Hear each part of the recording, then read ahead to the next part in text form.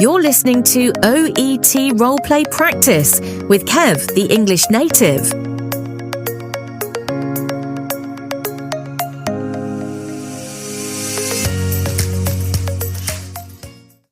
Hello, it's Kevin here, once again.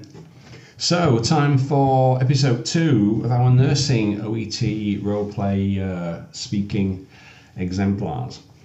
So, I published one earlier today based on OET Roleplay card number 1, and this next one, this is a relative of a patient. It's the one about asthma management, I think it is, yeah? Let me just check and see what this one is about exactly. Yeah, so this is set in the emergency department. You're one of the nurses, well, her, one of the nurses, and the parent has brought in his daughter because she's having trouble with her breathing. So that's the context there. So this is a challenging one for some because it mixes clinical urgency with empathy and clear communication.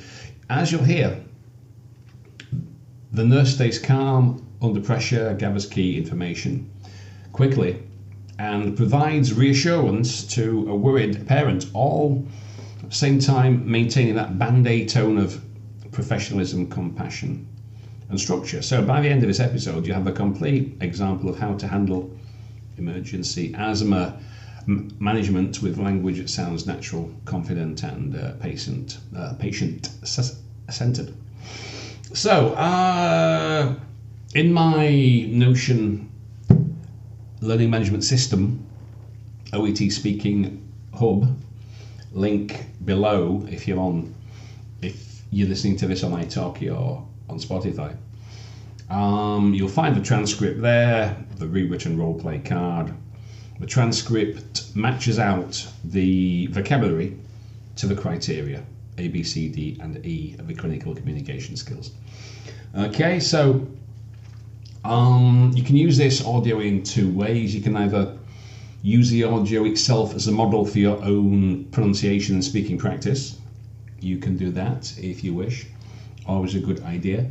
Learn some new phrases and look at the script and see how the language the nurse uses matches the clinical communication skills, because this is something that a lot of you don't quite get a handle on at first. It takes a while. Anyway, have a listen and hope you find it useful. Hello, my name's B.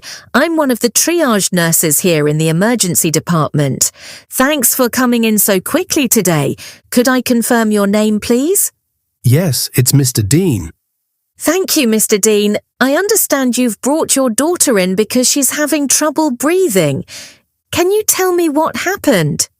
She started wheezing and finding it hard to breathe about an hour ago. She'd been running around in the garden when it started. Thank you. That's helpful. Has it been getting worse, better, or about the same since it started? It's actually a bit better now.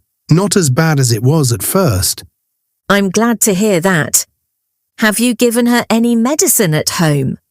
No, I wasn't sure what to give her, so we just came straight here. That was absolutely the right thing to do. Has anything like this ever happened to her before? No, she's never had anything like this. All right. How is her health generally? Has she been ill recently? No, she's usually very healthy and hasn't been unwell lately. Okay, that's good to know. Is she on any regular medication for anything?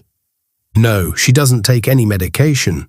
Do you know if anyone in the family has asthma, hay fever, or eczema? My spouse had asthma as a child, but no one else in the family has it. Thank you. That's helpful information. I've just taken her vital signs. Her heart rate and oxygen levels are normal, and I can hear only a mild wheeze at the moment. She's stable right now, which is reassuring. That's good. I was really worried. That's completely understandable. You did the right thing bringing her in. I know you're wondering if this could be asthma. Asthma can cause wheezing like this, but I'm not able to make that diagnosis myself. The doctor will do a full assessment to be sure. Does that make sense? Yes, I just wanted to know for sure because my spouse had asthma as a kid. Of course, it's natural to want answers quickly. The doctor will review her shortly, and if needed, they may give her a salbutamol inhaler to help open up the airways and make her breathing easier. They might also arrange some further tests if they think it's necessary. Could this be an allergic reaction instead?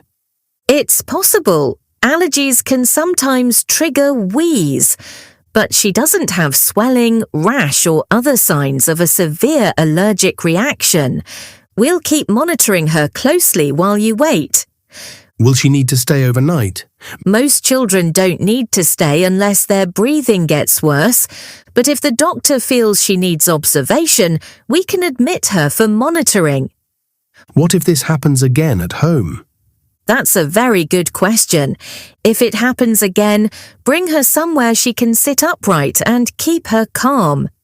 If she struggles to speak, turns blue around the lips, or you are worried, call emergency services right away. Once she's been assessed today, the doctor will explain what to do next time and may prescribe an inhaler for home use. Are inhalers safe for children? Yes, they're very safe. The doses are small and work directly on the lungs. If she needs one, we'll show you exactly how to use it with a spacer.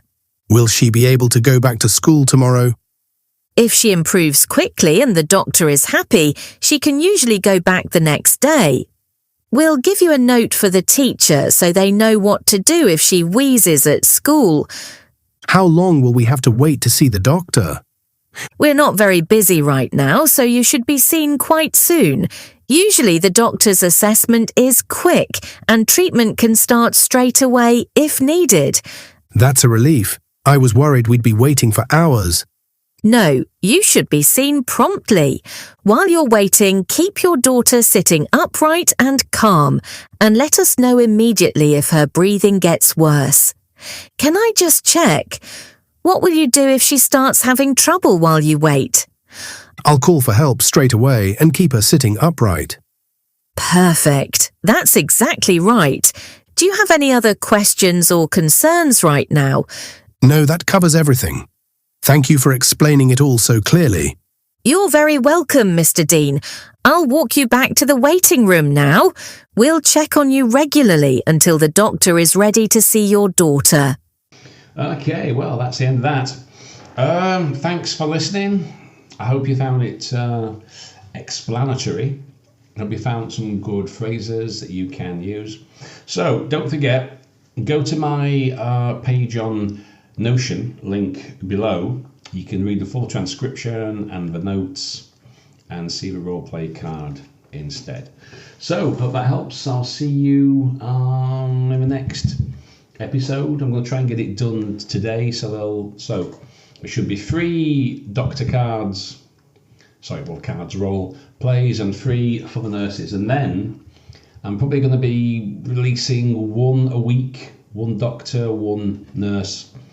Depends if I have time, of course, because as you know, I'm pretty busy with YouTube, my other podcasts, this, my research, and all my lessons on italki. So anyway, hope that helps. See you next time. Thanks for listening to OET Roleplay Practice with the English Native. Join me next time for more practice and tips.